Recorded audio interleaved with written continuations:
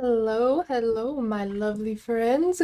Good to see you this fine Monday. The weirdest thing happened, like close to 2 years ago. Not 2 years ago, 2 weeks ago. I've never had an allergic reaction before. That's why I had to postpone last week's live to today. And it's a little bit better, but still super very uncomfortable. So this is gonna be kind of just a chill little hangout. It's not gonna be like 2 hours like I want to do or something like that. I was actually going to do repotting plants with you guys today, but I'm really excited to talk to you guys about this topic. Just kind of similar to our Science of Manifestation live stream that we did not too long ago. This one's super interesting too. This one's on synchronicity and coincidence and how we can actually use that to our benefit to literally create our life, allow that to come to us. Like a lot of the time, the opportunities, the synchronicities that could come in to take us to the next step in our lives are often right in front of us, but we aren't trained to see them. And so there is some science coming out about how we can actually use this to our advantage as far as synchronicity, coincidence, and you could say magic. I believe that this literally basically is magic. If you've heard me talk about the pink elephant symbol that I created that seems to just manifest everywhere now, like that is what we're talking about. We can do that with so many things. Absolutely. What's up, Lil Mail? Good to see you. And you're so right. Exactly. It's not something that just happens and we just seem to catch it. Like there's things we can do to actually make it more likely that we will experience synchronicity. And I have so many resources for you guys on this. Obviously we're not going to be able to go through like all of the info in this live, but I did go through it, get the best information, and then I'll have all of the resources and the links down below. I'm telling you, we have some good stuff. Let's see, there's an article on the upward spirals of positive emotion and how that can actually counter downward spirals of negativity in thought and emotion. There's an article on the science behind coincidence, which we're going to talk about. The reticular activating system, which is something within us that actually helps us subconsciously spot specific things in our environment, which we can use for synchronicity and coincidence, which we're going to chat about. And then there was a study on the science behind meaningful living, so giving things specific meaning and resilience, and how that actually influences the opportunities that we receive, how we feel, our emotional state, our actions, what we can accomplish. And so like there's so much that we don't realize is being at play when we are experiencing our lives, when we are creating specific thoughts, when we are setting our goals, when we are really looking at what we can accomplish in life. We don't realize how much is actually supporting us scientifically in that process. No worries, Greg. We are just getting started. No worries at all. And so this is just something I like to explore. Like I love taking things like manifestation, for example, which we talked about a couple lives ago. And it's like, where is this scientifically supported? Like, what do we know?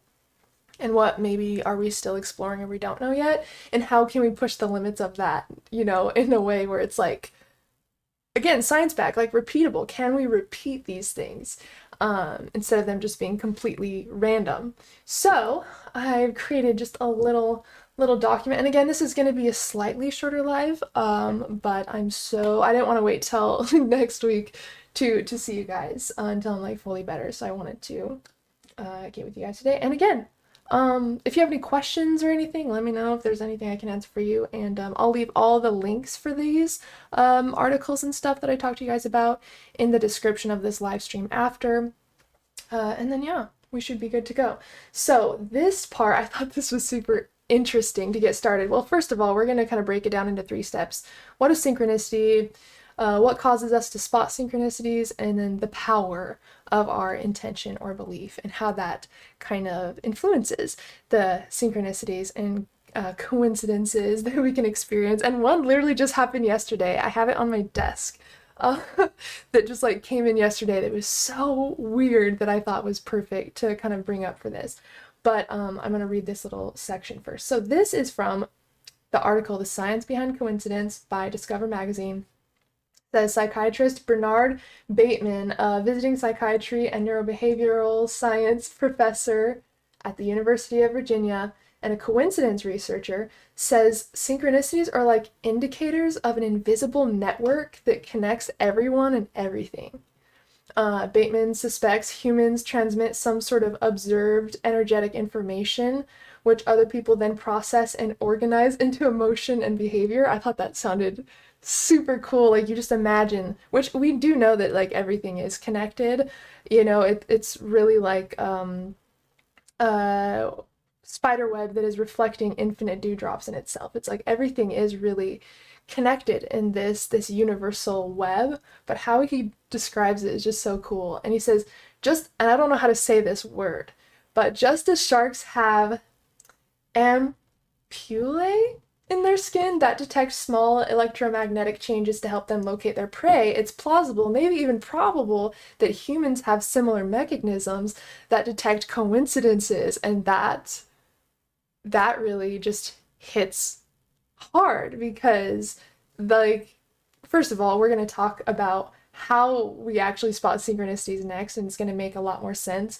How your subconscious mind is actually always scanning the environment to try to find things that you've intended to find.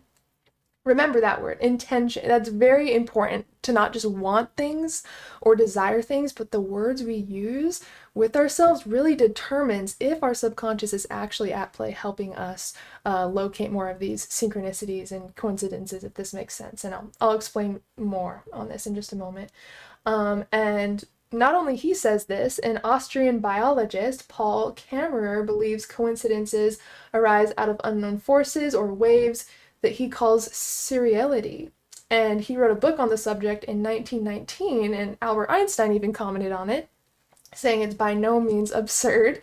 And in the 1950s, psychiatrist Carl Jung came up with a similar idea, his so-called synchronicity theory, to describe these bizarre occurrences. And this is one of the links I have for you guys as well, is Carl Jung's synchronicity and quantum entanglement theory.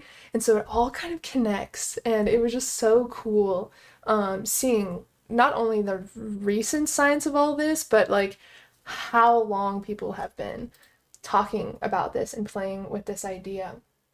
The most persuasive argument, though, may be a combination of our brain's need to seek patterns in order and just plain old math. And hey, if we can use the brain's natural mechanisms anyways to our benefit to help us live a more fulfilling and meaningful life, why would we not do that, right? Even if you're someone that doesn't believe in, like, I'm going to use this word magic, like, even if you're not someone that believes in magic, which I think you should I think you should normalize it, because the more you normalize it, the more it's going to be normal for you. But like, it doesn't matter exactly how you word it.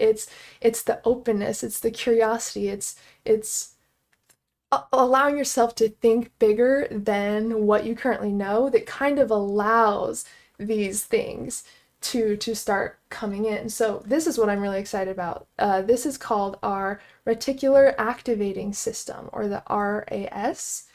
And apparently, I'm just learning about this too, the details of this. But it starts above our spinal cord, and it's about 2 inches long, and it's about the width of a pencil, so super, super tiny. And it's where all of our senses come in, except for our sense of smell, which goes to our emotional center of the brain. What's your strongest sense, guys?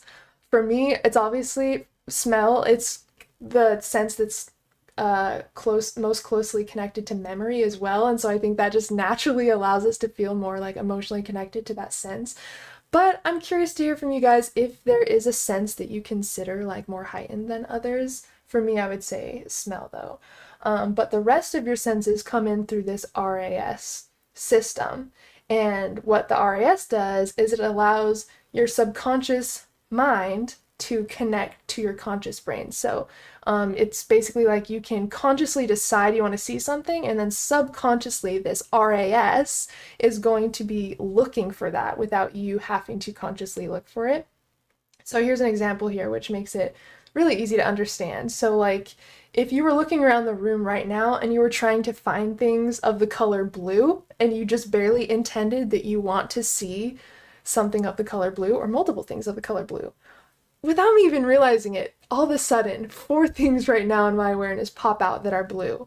And this is kind of what they're talking about. You decide you want to see blue, right? And then all of a sudden you can spot several things in your environment that are blue. You didn't have to consciously look at each one. It's almost like that's all you could see for a moment. Like literally as I was talking to you right now, I also have like a light on my webcam that's blue. I have a Google Doc open that has a little blue symbol. And so as soon as I was talking to you guys about it, all I could see was blue. And this really is important when setting our goals and stuff too. So this is showing you that this RAS is always working, but the input that we give it kind of determines what it looks for. It's the same reason why someone could like really be sure that they attract bad luck, for example. We've talked about this before, and then them actually continue to receive evidence of that, because our subconscious mind and our brain in general, like our brain loves to be right. Your brain does not want to be wrong. That's not what the system is built for, right? And so it loves being right. It loves confirming your bias. It loves to feel like it is like on the same page as you. So when you give it specific input, whether it's right or wrong, it's going to believe you and it's going to look for that in the world. It's not that you do have bad luck, but you're going to experience situations which your brain interprets as bad luck. So as you can see, like the meaning that we choose to give things is really kind of what controls our whole life. Like literally the meaning that we give things. That's why we still suffer from our past. That's why if we fail on a project, may really affect our self-worth, and it's because of the meaning that we're putting on those things. Well, good thing we can always change the meaning to those things, right? And that's one thing that I've learned in like therapy and coaching and stuff. Like when there's a situation that like is really affecting you or really triggering you, one thing I've learned is to ask, what am I making this mean about me? Because then you're like, whoa, like it helps you step back further than the situation and actually look at the meaning that you've subconsciously assigned that person, that situation. And a lot of the time, that's why we're suffering. And so we can not only change the meanings that we give about the situations that we run into, but also the coincidences that we experience. We can tie new meanings to those and create positive spirals of synchronicity, of exciting experiences, and so on. And so this RAS is going to help bring things to your center focus that you are subconsciously like intending to look for. Now, like I said, this is a key component of our goals, and this is exactly what I mean. We often, when we're setting our goals, we use the word hope, like, oh, like I want this to work, right? We might use those two words. But hope kind of, there's a lot of room for doubt in there, right? Like you may want it to happen, but you're not like for sure that it's going to happen, and you don't know how it's going to happen. Well, maybe you change hope to want. Okay, that's a little bit better, but there's still room for doubt in the word want. See how different it feels to say intend. Like when you intend something, that takes the doubt away out of that, right? And this is actually what helps that RAS system like kick into high gear, is an intention, a decision, a choice. Because like once you decide, for example, that you're going to start a YouTube channel, like you may just be watching something and then all of a sudden you're now interpreting what you see differently, because it's now not just that you're watching something, it gave you an idea for a video. Now you're paying attention to how people title their videos. Just deciding that you want to do something is enough for your subconscious to actually start taking action on it before you physically take action on it. And so I thought this was super interesting. But once you change the words you're using to like decide and intend you want to do something, it helps start filtering out things in your environment that won't be helpful to you, and you will start to hear things, see things, and understand things in a way that actually supports your intention or this goal. And it's just so cool that we can befriend our brain in this way and actually use it to create a more fulfilling experience. A lot of the time we think that we're like a victim to our thoughts, we're a victim to our past, we're a victim to our emotions. I promise you the only reason it feels this difficult is because you are in your current habit. Like you're in your current program of what feels comfortable, what you've already known, and when creating change, of course, change feels uncomfortable, and like new thoughts aren't going to be wired in in the same way as a belief system you've had for 10, 15 years, right?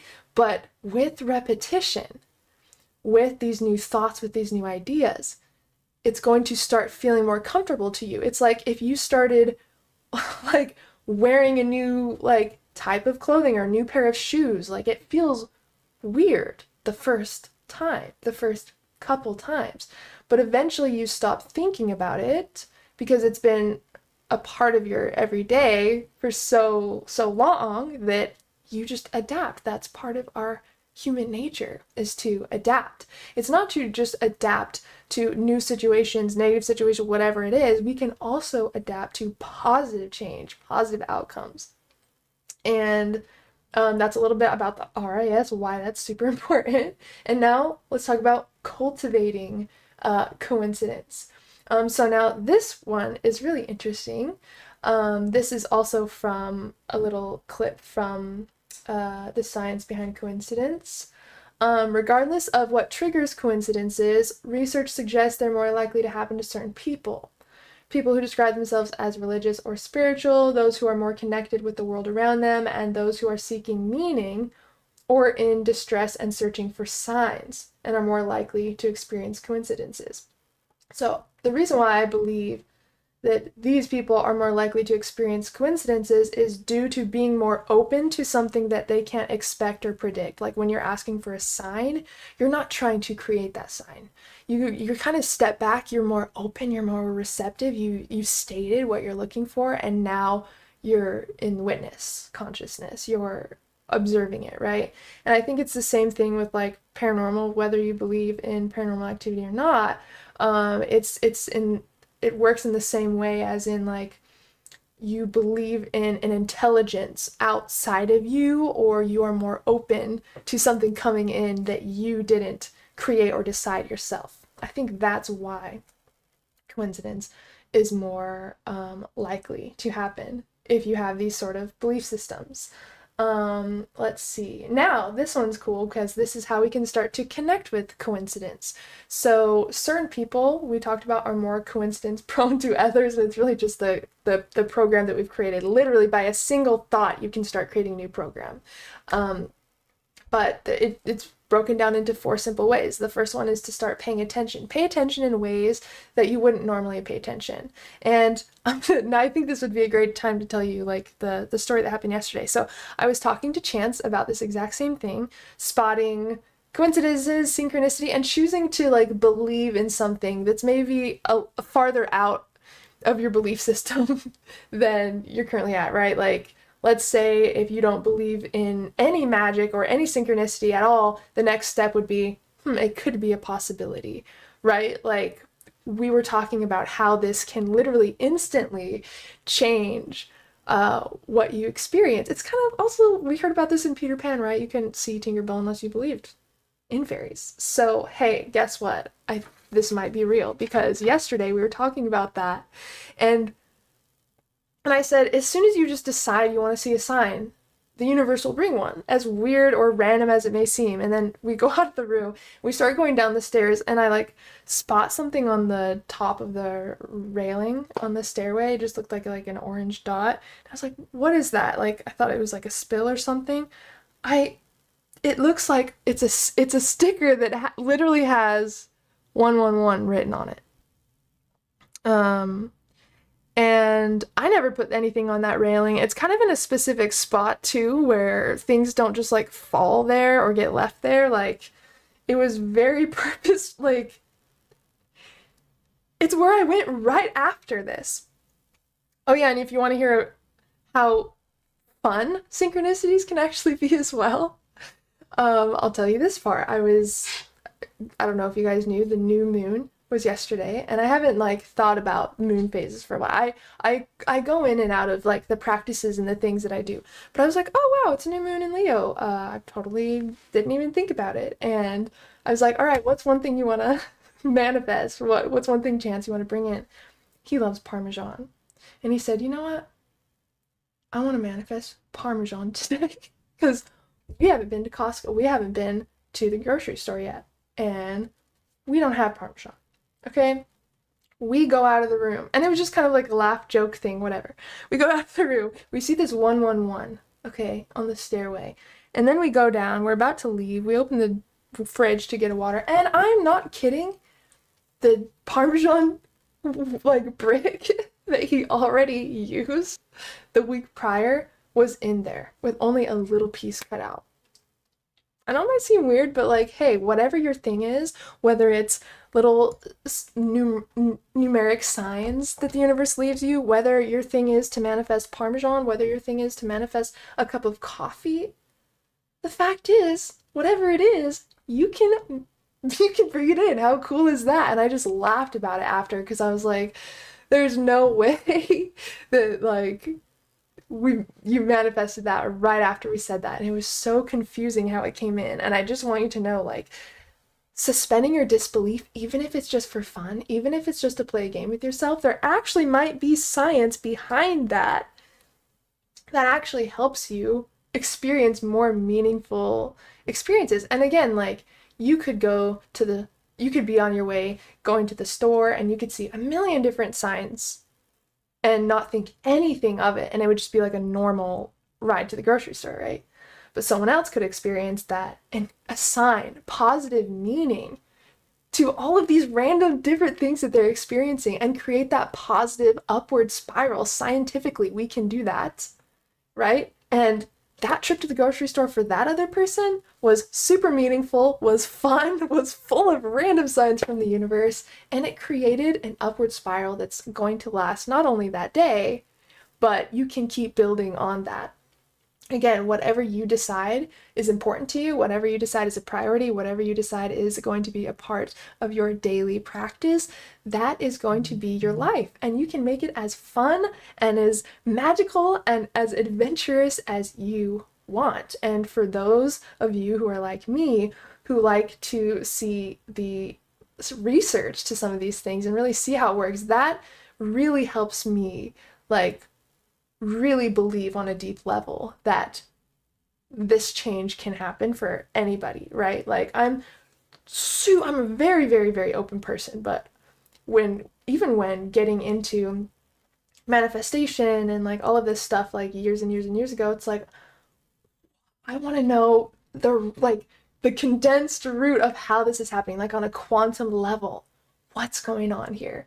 And that's why, like, once I started diving into quantum physics and neuroscience and seeing how those connect, that was the missing piece for me. Quantum physics / neuroscience and how those come together is magic to me, is manifestation, is how we can create the life of our dreams. Whether you are someone whether you consider yourself a spiritualist, whether you consider yourself more science-based, whether you consider yourself neither, both, whatever, like, this could be for everybody. And it's stuff we're doing all day, every day anyways. You're already assigning meaning to more than you realize subconsciously. The thoughts that you're having are creating the emotional states in your body, and that is determining your actions and your results. I mean, these pieces are already into play. Why not use it in a more conscious way to help us experience the life that we know is possible if we just decided that we're going to allow ourselves to dream big enough for it. Okay, now we're going to get into the 4 ways or the 4 steps to connect with coincidence now that I shared my little 111 gift with you guys. I'm going to keep that for sure. It was such a funny thing. So, number 1, pay attention. You got to start really stepping back and being more open to seeing something that you don't expect. Like, example, create a little symbol. I do this with my friends all the time. I'm telling you, it is something I have done since I was little. We create a random symbol in our head, and then we just intend to see it in the world. And even if it's not like a cup of coffee, or whether it's not a specific truck that you see driving by. Like, you can have fun with creating these little symbols that come into your awareness. Like, for example, the pink elephant. This is a symbol I've had for years because it was just something random that I made up in my head with my friend on a road trip to see if I would be able to spot it, because we were talking about this exact thing. And all of a sudden, since then, I can't tell you how many pink elephants have came into my awareness. Like, something that I thought was going to be impossible to see, something that would be like once, like, who knows, it just seems more rare than it actually turned out to be. Like, just by focusing on that pink elephant, I have been able to surround myself in pink elephants. Anyone who not knowing what I'm talking about listening to this, they're like, what the fuck is going on? But that's magic to me, you know? And so that's where you can start. It's just choose a little symbol that you think is like fun, that would be just at least weird or cool if you saw out in the world randomly. You know, just have fun with yourself and involve your friends too. Like, I'm telling you, I don't know how many friends I've talked to about this, but it's so cool to like talk to them about it, hear their symbol, and then message me like a couple days later, who knows, and just see how many ways it's come in. And again, like, that's just showing you the potential that you could use it for. Like, you could use it for your business, you could use it for creativity, you could use it for health. I mean, who knows? That's where my interest is who knows how far this can go. Let's explore together. Let's see what fucking magic we can make real, you know, regardless of how crazy it seems. So many things have seemed impossible that have come into my awareness just because I decided I was going to try for fun. Like, why not live our lives that way, right? It's free, okay? And possibly going to give back to you 10,000-fold. So pay attention, number one. Number two says talk to strangers. According to work by risk researcher David Spiegelhalter, coincidences often arise out of talking to someone you don't know. It could be the same thing we were talking about earlier with like opening yourself up to something you can't expect or predict. That would make sense why talking to a stranger would open you up to that as well. If you don't introduce yourself to your neighbor, you can't possibly know both of you were in the same hospital on the same day in a city several hundred miles away from your current homes. That's very true. So it looks like it's really gearing towards staying open to situations you can't expect or predict, but also capitalizing on opportunities where you could make it a meaningful experience. Like, for example, here, you don't have to talk to your neighbors, right? But it says here, like, what if you experienced a crazy coincidence or synchronicity, or maybe they were in the business that you're wanting to start, you know? And it's like, all of this was already in front of us, but it's up to us to at least spot where opportunities could happen and to put ourselves in new experiences where new could come in, right? Like, we can't expect new experiences in a new life if we stay in the same spot. So it's just about letting yourself be seen and being open to something that you can't necessarily just expect or predict. Okay, then number three is to seek meaning. Now, this is also backed by, oh my gosh, I've learned about this in life coaching. I've learned about this in therapy. I've learned about this in neuroscience. I'm telling you, meaning is so important. It literally controls our entire life, because whatever meaning we give things, that is also influencing our beliefs, how we show up around that thing, our emotional connection to that thing, like our actions around that thing. So whether you see a string of numbers on a license plate or you hear a song on the radio, ask yourself if you can make meaning out of the experience. And I'm going to go farther on this, and I'm going to say, try to give every experience that you have some sort of and watch the meaning you give it, because you could have like a negative experience with somebody and then associate a negative meaning to yourself, like, oh, that was proof that I'm not good enough, or that was proof that I don't know how to talk to people, or that, you know, like, we got to be careful of assigning false meaning as well. Play around. Choose a meaning for that uncomfortable situation you had to go through. Choose a new meaning that would just be like kind of super cool and uplifting if you actually could put that meaning on that experience. As soon as you speak that option, as soon as you show your brain that there is another perspective to the situation, you feel the emotions diffuse in your body, your mind opens to more potential, and that you realize that you're not as bothered anymore by that situation, just by showing your brain a different perspective, because it doesn't know what we don't tell it. Like, a lot of the time when we have this negative bias, it's only because your brain is not used to seeing the other way of looking at the situation. And as soon as you start like giving that information to your brain as well, you start to reach this neutral place where you're not so like emotionally affected by every single thing that happens outside of you, but you could positively emotionally be impacted if you are conscious with the meanings that you give things and to let go of things that we don't need to hold on to, right? So pay attention, talk to strangers, seek meaning, and write it down. I love this one because I'll tell you why after I read the little blurb for it. Keep a log of the coincidences that occur in your daily life. The more you notice coincidences, the more likely they are to happen to you. And I know this because when my grandma died, I kept, and I still have it, a journal of all of the ways that she's let me know that she's around. I'm telling you, if I hear her name in the middle of the night, I'll put that down. If I smell her perfume, I'll put that down. If I had a dream about her, if I saw her name out in the world, if I saw like certain synchronicities and numbers or something when I was talking about her, if I find anything of hers that just seems like random or odd, if I just feel her around, if I feel her touch me, like whatever it is, my grandma has, and she told me she would, she's like, you will definitely know when I'm around. I will let you know. And she was not kidding. And so I just started writing all these things down because I didn't want to forget about them. But I noticed the more I'd write them down, the more things happened. And so I started exploring with this in other ways, like the pink elephant thing. How many synchronicities can I actually like create?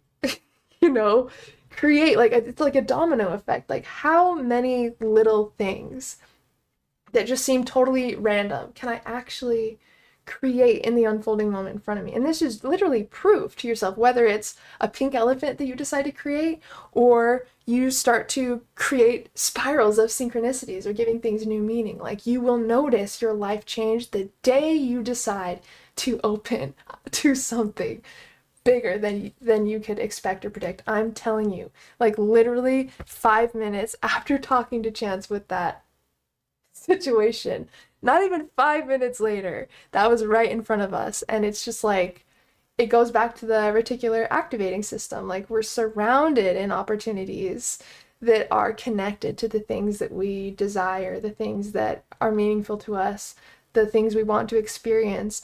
But we consciously can't focus on every single thing in our environment. Like even right now, there's no way that I could consciously focus on every single thing that I'm seeing on my wall.